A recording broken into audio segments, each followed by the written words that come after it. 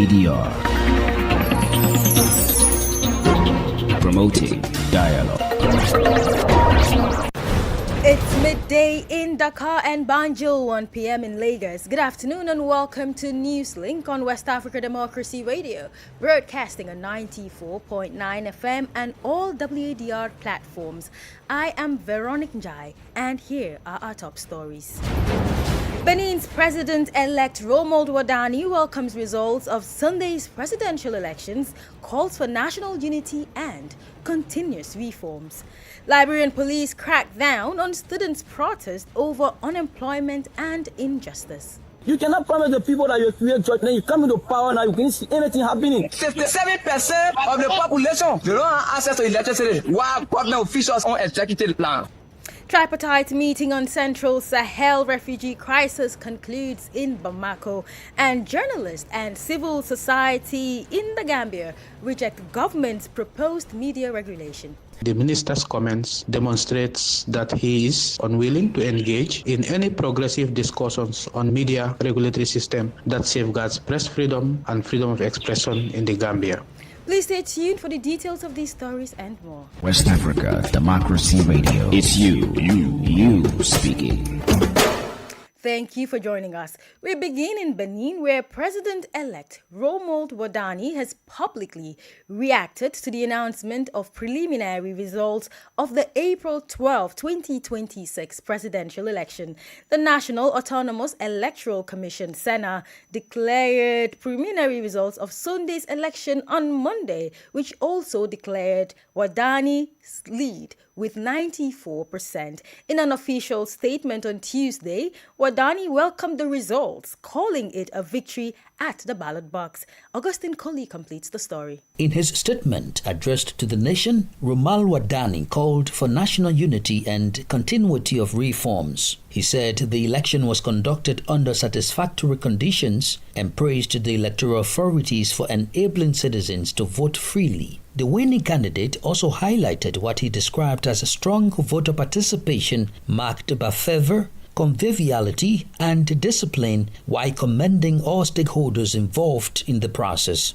Additionally, Wadani acknowledged congratulations from his main opponent, Paul Hunkwe, who reportedly praised his Republican spirit.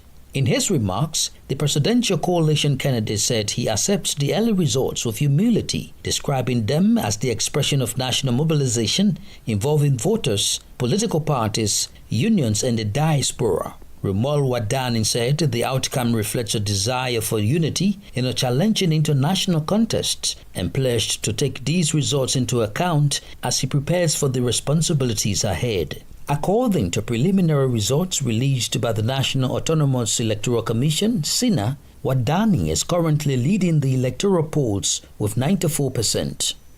Augustine Colley filed that report. Meanwhile, the ECOWAS election observation mission describes the April 12 presidential election as generally peaceful and well organized despite some irregularities.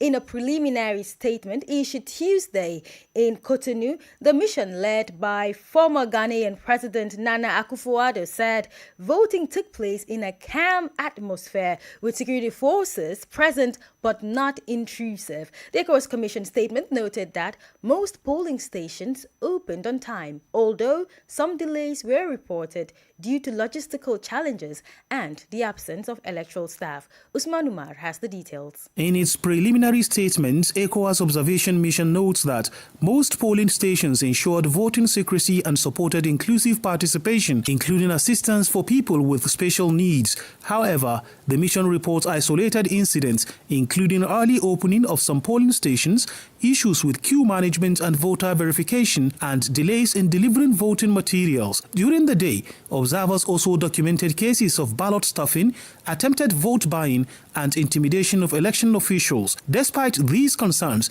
ECOWAS says the incidents did not significantly affect the overall integrity of the vote. ECOWAS described voter turnout as relatively acceptable, noting a political context marked by limited candidate choices and a subdued campaign. It also also highlights ongoing security concerns in northern Benin near the borders with Burkina Faso and Niger, though this act did not disrupt the voting process.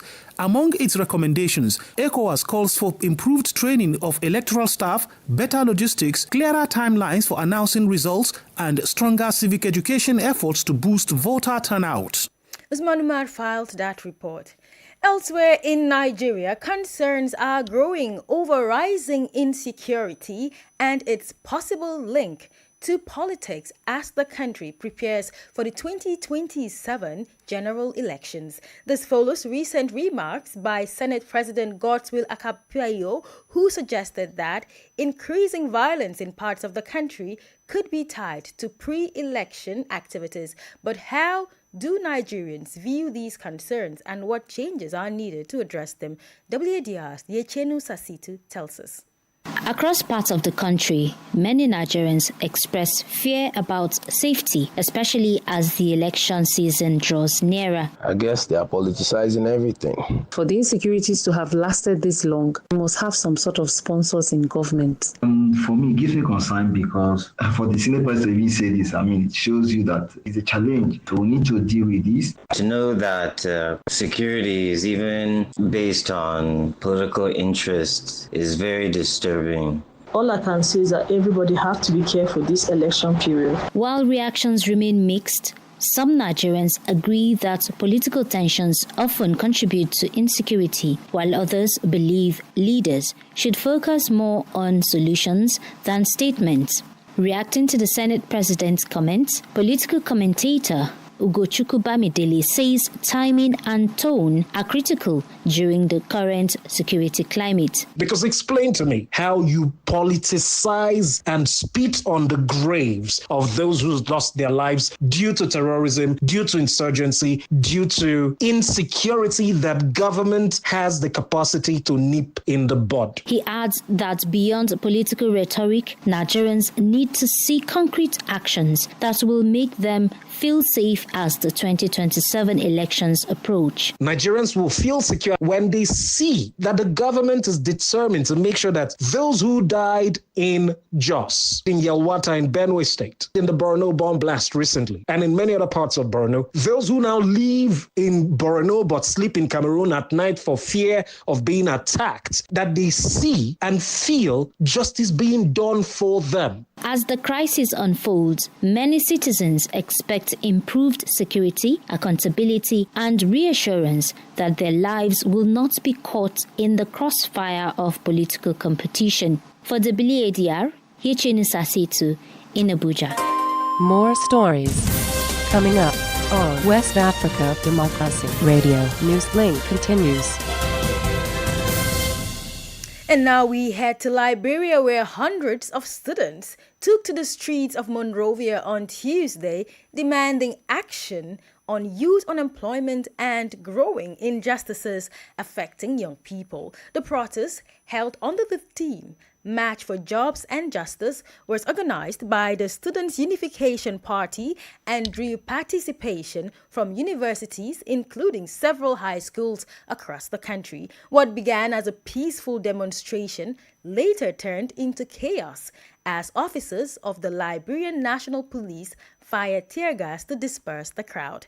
WADR's Monrovia correspondent Abraham Parker reports. The protesters say their action is driven by frustration over the government's failure to create meaningful employment opportunities for Liberia's growing youth population. We are observed that many of our students, they are being raped on this regime, and that's the reason students are here in making sure that they will petition Mr. Wadr. The president was brave enough to go to the Sona and tell that he had created 700,000 jobs for the young people, which of what our fathers say. You cannot promise the people that you create jobs, then you come into power now, you can see anything happening. 67% of the population, they don't have access to electricity. While government officials, senators, representatives, directors, and ministers of the United Party their own executive plan. Despite the initial crackdown, the students later regrouped near the United States Embassy in Monrovia and presented a formal petition outlining their concerns and demands. The group chairman, Odysseus Moba, calls for urgent government intervention to address unemployment and improving living conditions for young Liberians. The government of the Republic of Liberia, led by Mr. Joseph Parker, immediately design, publish, and implement a comprehensive, transparent, non-partisan town strategy for meaningfully employing thousands of Liberians with a money salary of at least $500. Youth unemployment remains a persistent challenge in Liberia, as a significant portion of the population is under the age of 35. While the government is yet to officially respond to Tuesday's protest, the demonstration underscores a growing wave of youth dissatisfaction that analysts warn it could intensify if concrete steps are not taken. For Newslink on WADR, Abraham Parker, Monrovia. Let's now focus on the Gambia, where journalists and civil society groups and academic stakeholders boycotted a government validation workshop on proposed media regulation. They warned that the measure could threaten press freedom. This session, organized by the Public Utilities Regulatory Authorities, aims to review draft rules covering broadcasting, online content, and the registration of media practitioners. However, critics say proposals to register journalists and social media users with large followings could undermine independent journalism and restrict freedom of expression. From Banjul, WADR Sang Donald Mendy reports. The boycott targets 3 key draft instruments, including the Broadcasting and Online Content Regulations 2026, the Licensing, Registration and Authorization Guidelines 2026, and the Journalist Registrations Guidelines 2026. At the center of the dispute is a requirement to register journalists and influential social media users, a move critics say could set a dangerous precedent.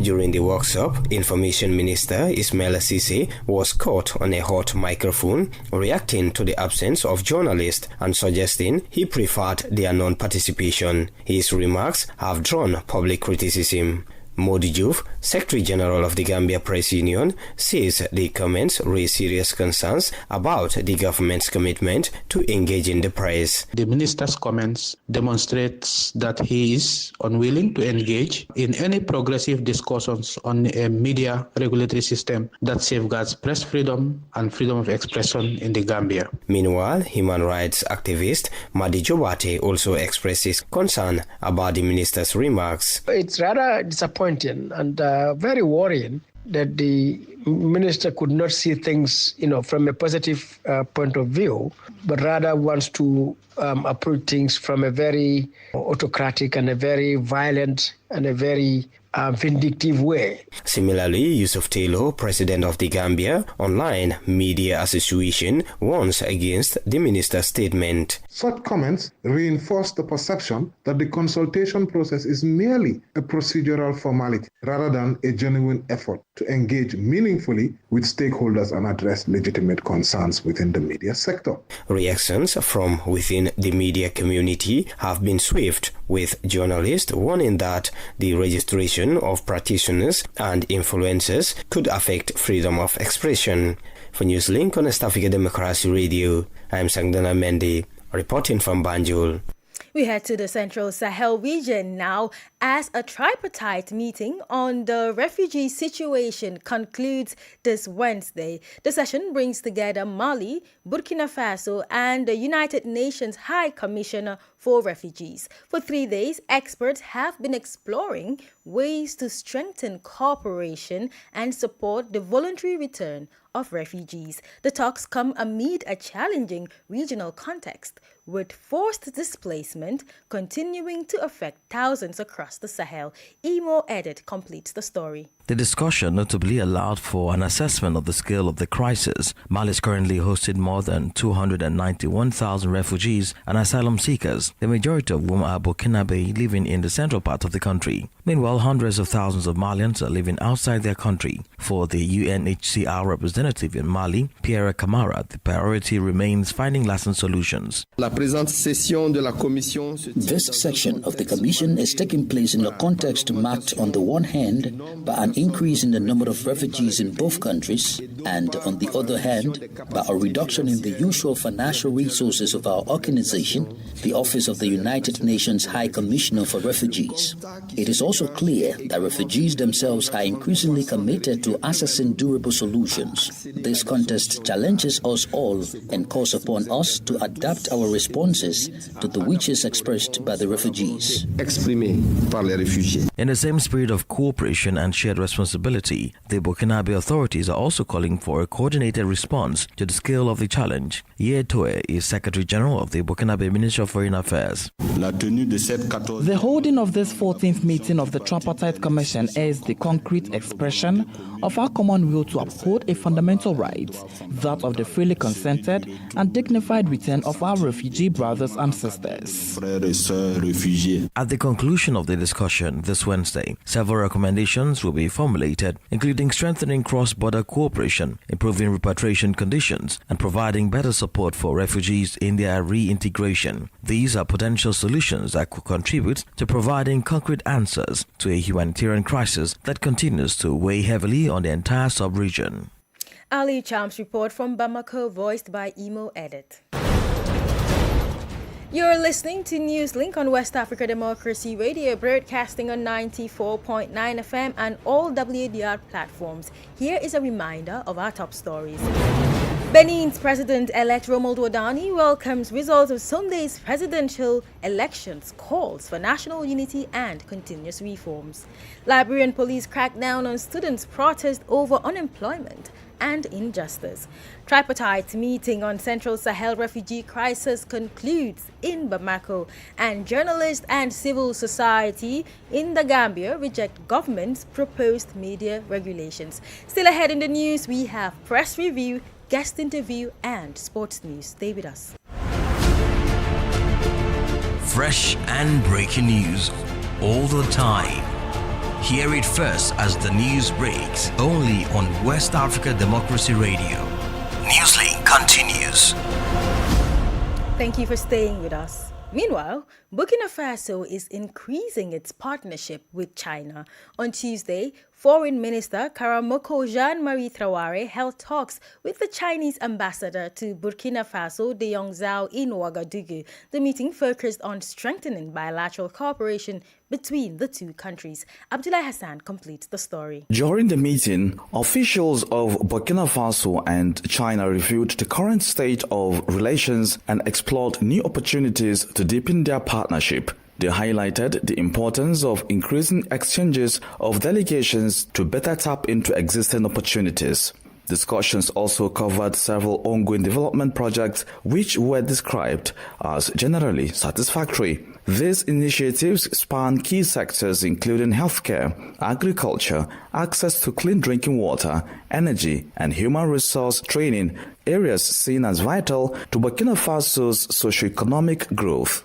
Minister Traoré welcomed the Chinese ambassador's active involvement in monitoring cooperation efforts and reaffirmed his ministry's commitment to supporting the effective implementation of projects funded by China. The meeting reflects a shared ambition by Ouagadougou and Beijing to take their cooperation to the next level for the mutual benefit of both nations. That was Abdullah Hassan reporting there. This is the newspaper review. Stay abreast and find out what the top stories are in your country. This is the newspaper review. The newspaper review. For the press review this afternoon, let's join Sang Donald Mendy all the way in Banjul. We start in today's review with Observer 24, which says Reparations Commission announces resumption of medical board. Trade Minister calls for stronger worker unity. And National Assembly member urges youths to lead in digital economy. Let us turn our attention to the Alcamba Times, which is reporting that Governor Ba urges youths to champion protection of forest and wildlife. Governor Usman Ba of the Central River region has issued a passionate call to young Gambians to rise as frontline defenders of the country's forest and wildlife, describing these natural resources as among the Gambia's most vital national treasures. Let us check on Freya newspaper, which says Gambia Ports Authority defends performance in response to National Audit Office cargo handling audit. Government yet to return Nyagen stamp 8 days after it was taken from Alcalo. According to officials, the stamp was taken to protect the integrity of the ongoing voter registration process amid concerns it may have been used improperly. And media boycott of the government continues. Information Minister calling for dialogue. The standoff between the Gambia government and the media fraternity is ongoing as journalists and civil society groups maintain their boycott of a government-led validation workshop on proposed media regulations.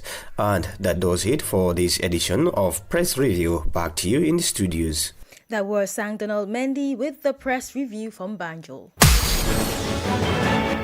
Politics, analyses on major news, social matters, and all. This is A Guest.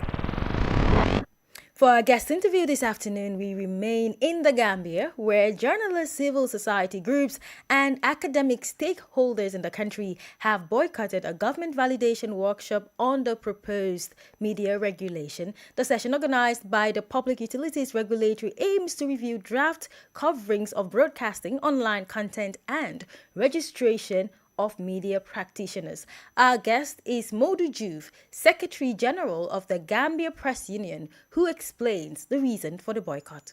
The government is trying to come up with new regulations for the media, one of which is a broadcasting and online content regulation, but also another is to get independent journalists or individual journalists registered with the government regulator, which is the Public Utilities Regulatory Authority, and also to get online media platforms to be licensed by the Public Utilities Regulatory Authority. We've looked at this at the level of the Gambia Press Union, and we've met with various stakeholders, including journalist organizations, the Newspaper Publishers Association, Broadcasters Association, and a whole lot of journalist associations, including Women Journalists and Young Journalists Association in the Gambia, as well as some civil society actors and organizations. We've looked at the proposed regulations, and we feel that it will affect press freedom and freedom of expression because it ultimately gives powers to a state-controlled regulator to decide issues of accreditation. It also has powers to decide to revoke people's licenses, individual journalist registration or accreditation licenses, and also those of the online media platforms. We see these things as not in line with international freedom of expression standards. But the government refused to listen to us. When we raised these concerns, we put it in a position paper that was submitted to the minister and also to the Public Utilities Regulatory Authority. Is the government proposing to holistically decide when and how journalists, broadcasters, or online content creators should publish their information? Or is it just about being registered with the government so that they are identified as legitimate journalists, broadcasters, or online content creators? So the proposal actually is not just about registering journalists or online content creators for the purpose of identification. The regulations give powers to the government regulator to also censor content online.